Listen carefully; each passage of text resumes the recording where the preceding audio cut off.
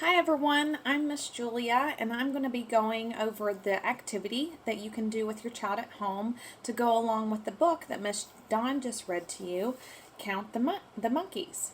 Counting is so essential for early learners to get familiar with. It'll help them with all of their math skills as they get into their later education. So, a activity that I thought would go well with this book is counting along with the book on your fingers.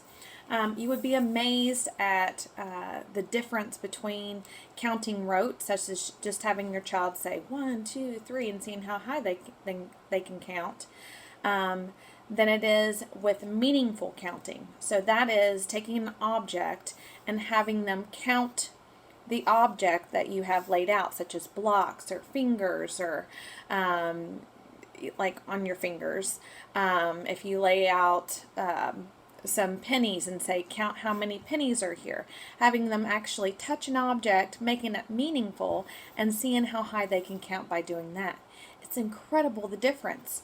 So, with this book, I just said while you are reading this, since it is showing the numbers and it is counting the monkeys, just have them hold up their fingers while you are going through the book. So with one king cobra, you would just have your child hold up one finger, and then go through there two monkeys. Show me two, okay, and then just go along with it until you get to 10. So they know that there's 5 fingers with or 10 fingers with the number 10 counting. And then I thought it would be a cool idea also, because they are tested with this in our Brigance testing. Not only do they have to count forward, but they also know how to have to count backwards from 10. So I said it would be a cool idea if you started at the number 10 and you read the book backwards for 10, 9, and have them take down their fingers like that. So 10, 9, 8, 7, 6, and counted backwards. You can also practice this backward counting skills with anything at home. For example, my daughter, when she gets out of the bathtub, I give her a hint of when it's going to be time to get out of the bathtub. So I'll say, okay, we're getting ready to go get out of the bathtub. Let's count down to 10. 10, 9, 8, and then we pull her out of the bathtub. You can use anything with this counting.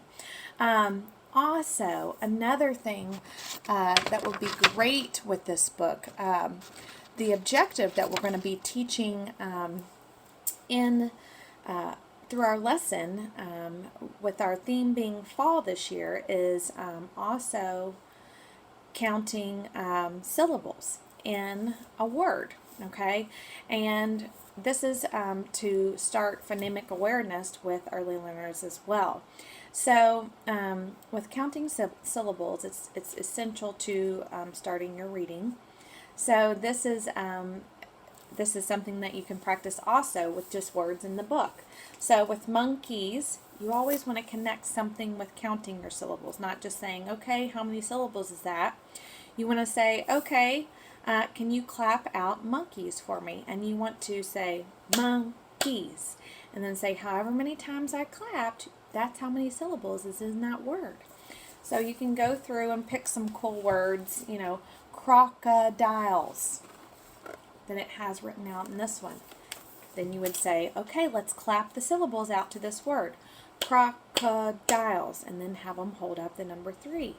You can also do different hand motions. In my classroom, we chop, and we say crocodiles, and then I have them say the word afterwards, crocodiles, like they're pushing them away.